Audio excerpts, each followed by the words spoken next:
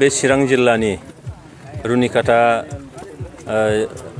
नि साहा थानाय जाहा सान्थिफुरनि सानजाहा थानाय नैबे निज्ला दैनि सेराव निज्ला इक' टुरिजम एन्ड पिकनिक स्पट बेखौ दिनैहाय ग्रेन्ड मोनसे अपेनिं खालामनाय जाबाय दहाय फुङाव गेट बेखेवनानै बेयाव आङो फैनानै जोबोद मोनसे गोजोननाय मोन्दों जे थांनाय बोसोरावनिफ्राय जागायदोंमोन बियो कभिडनि उनाव थांनाय बोसोरबो जोबोद मोजाङै जोंनि नैबे निज्ला इक' टुरिजम एन्ड पिकनिक स्पटनि सामलायगिरिफ्रा बे ओनसोलनि रायजो राजाफोर जायफ्रा बोसोर जोबनाय आरो बोसोर गोदान बे बोसोर गोदानाव लावखार ओंखाम जाफैयो पिकनिक जाफैयो आरो एसे खामानि दामानि मावनानै मेंनाय गोसोखौ सुग्लायहोनो गोजोन होनो बे ओनसोलाव फैयो।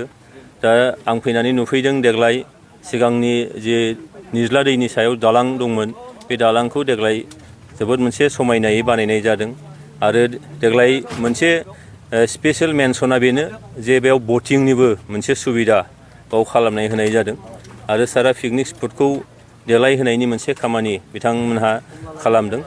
आं मिजिं खालामो थांनाय बोसोराव जायफ्रा नैबे निज्ला निजोरा इक' टुरिजम एन्ड पिकनिक स्पटआव बिथांमोनहा फैदोंमोन थांनाय बोसोराव देग्लाय हयथ' बिनिख्रुइ एसे डिफारेन्ट मोनसे आलादा रोखोमै मोनसे गोजोननाय आलादा रोखोम मोनसे बेयाव नुथाय निस्सय नुफैगोन।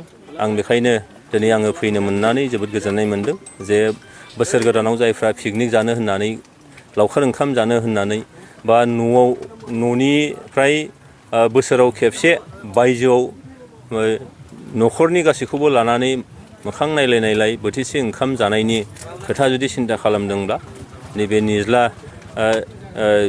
निज्लागुरियाव थानाय निजोरा इक' टुरिजम एन्ड पिकनिक स्पट बेयाव फैनानै बिथांमोना बे आमेजखौ बे गोजोननायखौ निस्सय लाफैनो हागोन। मानोना बेयाव गथ'फोरनि थाखाय बटिंनि सुबिदा खालामदों आरो देग्लाय एसे जायगाया समायनासिन जादों। बेयाव मोनसे समायनाय मोनसे मार्केट एबा बाजारबो एरेन्ज खालामनाय जादों। दा बेजों आं सानो जे जोंनि लावखार ओंखाम जानाया जोंनि मोनसे ट्रेडिसन बियो जोंनि मोनसे दोरों बियो लावखार ओंखामखौ जोङो बिदि जाहैयो। दिनैहाय जुगा सोलायनाय लोगो लोगो मुगाया सोलायनाय लोगो लोगो बेबायदिनो लावखार ओंखाम जाग्रा मोनसे थावनिबो बानायनाय जाबाय जोंनि ओनसोलावनो। दिनै जों नुदों जे जोंनिफ्राय गोबां गोजानाव थांनानै बेबायदि लावखार ओंखाम जाहैयो जेराव नेचारेल बिउटि बहाबा दं बहाबा गैया खिन्थु जोंनियावनो जोंनि बे बिटिआर बा बड'लेण्डनि सिङावनो बेबायदि माखासे थावनिफोर दं। बेनि गेजेराव नैबे निज्लायाबो मोनसे। बेखायनो आं गासैबो जायफोर लावखार ओंखाम जाग्रा बिथांमोनखौ आङो आंनि फारसेनिफ्राय खावलायदों बेयाव फैनानै बिथांमोना जेन' बोसोरनि जोबनाय एबा गोदान बोसोराव खेबसे फैनानै गाव गावनि गोजोननायजों लोगोसे बेयाव लावखार ओंखामखौ जाफैयो। दैजिं फेस्टिभेलखौ मोनसे सोंलु फैबाय थायो मानो दैजिंआ बन्द जाखो खिन्थु गोदान पिकनिक स्पट खुलिबाय होनना मोनसे सोंबाय थायो। बेयाव नायदो जे दैजिं होननाय जोंहा फेस्टिभेल बेबायदि गोदोनिफ्राय गैफेरा। दै होननानै बुङोब्ला अनेक रोखोमनि दै दं आरो जि जायगायाव दैजिं मेलाखौ बानायनाय जादोंमोन बियो मोनसे हिस्ट्रिक जायगा बियो बिमा दै।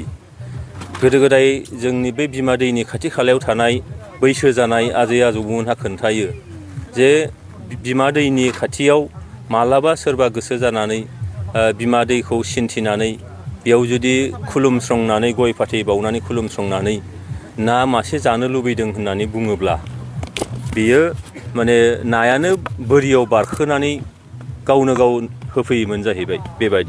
बेबायदिया असैथो नङा बियो खुगाजों खुगा सोलिबोनाय मोनसे ट्रेडिसनेलि सोलिबोनाय बाथ्राबाबो बे सैथोथिया दङ। दा बे बिमानि नामखौ दोनालासिनो दैजिं होननानै मा मिनिं खालामदों बेखौसो जोङो साननो गोनां जादों। जेरैहाय नर्थ इस्टआव गोबां बेबायदिफोर मेलाफोर दङ हर्नबिल मेला बायदिसिना मेलाफोर आलि आइ लिगां मोनसे मेलाफोर। दा बे मेलाफ्रा बै हारि बा बै ओनसोलावनि हाजों मिथिंगाजों दैजों बारजों गासैजोंबो सोमोन्दो दङ। दा बिनिफ्राय गोजानाव थांनानै जोङो दैजिं मेला खालामबाय जेराव जोंनि ट्रेडिसनाव गैया आरो बे दैजिं मेलाया ओरैबायदि माखासे थासारि लाबोदोंमोन जेरावनाखि जोंनि कालचार जोंनि ट्रेडिसन बेखौ डाइल्युट खालामनानै बेयाव गोबां माखासे समाजाव सोलियै माखासे आयदाफोरखौ बेयाव खालामनाय जादों।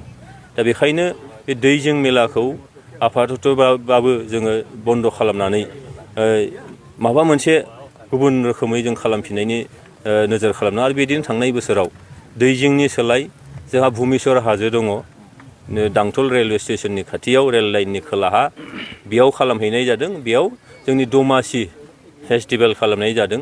देग्लायबो बेयाव एखे रोखोमखौनो खालामफिननाय जागोन। बेयाव जोंनि मा होनो ट्रेडिसनेल जिफोर फुडफोर दङ जाग्रा जोंहा आइटेमफोर दङ बेखौ श'केस खालामनाय जादों। बेयाव खन्थाइ आवरायनाय मोसानाय ट्रेडिसनेल मोसानाय बेफोर हाबाफारिखौ लानाय जादों आरो लोगोसेनो बेयाव जिथु मिथिंगाया बिराद मोनसे समायना हाजो खाथियाव हाजोआव जोंहा बेयाव मोनसे दै दङ खुजिया दै बिनि सेराव आरो बेजों समायना मोनसे नुथायजों लोगोसेयैनो बेयाव पिकनिकबो जानाय खारन सिगांनिया पिकनिक जानाय नङामोन बेयाव माने गोबां रोखोमनि थासारिफोर सोलिदोंमोन जायफ्रा समाजाव एक्सेप्टेबोल नङा। बेखायनो दिनै बिफानारिनिफ्राय सरकारनिफ्राय बिटिआर सरकारनिफ्राय बेखौ बन्द' खालामनानै फोसाबनाय मोनसे निस्सय नांगौ जोंहा निस्सय सरकारा इयुनफ्राव माबा मोनसे सिन्था खालामगोन दैजिं नङालासिनो गुबुन माबा मोनसे बेखौ आङो फोथायो।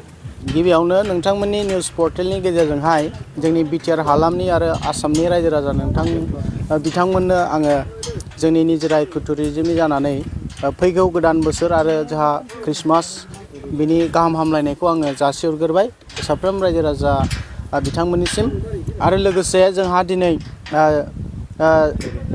जोंनि निजोरा इक' टुरिजमखौ बेखेवनाय जाबाय। दा बेखेवनायावहाय जोंनि 33 नं सिदलि बियाबनि मान होनो गोनां जोंहा MLA जयन्त बसुमतारी सारा जोंजों फैनानै जोंनि बे निजोरा इक' टुरिजमखौहाय बेखेवनानै होलांबाय आरो लोगोसेनो दिनै जोङो बे बेखेवनाय हाबाफारिजों लोब्बा लानानै बेलासि समावहाय मोनसे कालचारेल प्रग्रामबो लानाय जादों। बियो बेलासिनि 5 रिंगानिफ्राय जागायगोन। बेखिनियानो जोंना आरो आङो खावलायगोन साफ्रोम रायजो राजा नोंथांमोनखौ जे नोंथांमोना जोंनि बे दिनै बेखेवनाय हाबाफारियावहाय बयबो मोनाबिलि समावहाय जोंजों बेयाव रंजाफैनो थाखाय बा गोजोनग्लाय होफैनो थाखाय बयखौबो खावलायहरनाय थाबाय आरो। गाबोननिफ्राय गुबुन गुबुन जायगानि दावबायग्रा फैनो हासिगोन नामा? औ जोंहा गाबोननिफ्राय लावखार ओंखाम जाग्रा बिथांमोना जोंनि बे इक' टुरिजमावहाय फैनानै लावखार ओंखामखौ जाफैनो हासिगोन आरो। लावखार ओंखाम जानो फैग्रा बिथांमोना माबायदि जानानै माबायदि साब सिखोन खालामो? दायो आं बेखौनो बुंगोन साब सिखोननि बेलायावहाय जोंहा जथेस्थ' ड्रिंकिं वाटारनि फेसिलिटि दङ। बेनिफ्राय आं बेखौनो खावलायबावगोन रायजो राजा नोंथांमोना जे बेयाव पिकनिक जाफैयोब्ला जे दाखोरफोरखौहाय जाहाथे ज' दोनो बेनि थाखायबो जोङो मोनसे मा होनो डास्टबिन बायदि जोङो खालामनानै होगोन पिकनिक जाग्रा जायगायावहाय रायजो राजाफ्रा जाहाथे बे साब सिखोननि बेलायावहाय जोंखौ हेफाजाब होयो आरो जाहाथे जोङो पिकनिक स्पटखौहाय निट एन्ड क्लिन जाहाथे इयुनाव जेबो माबा मोनसे प्रब्लेम जाया गाज्रि मोनसे आबहावा बारहावा सोमजिया बेनि थाखाय जोङो बेखौ लानाय जादों आरो।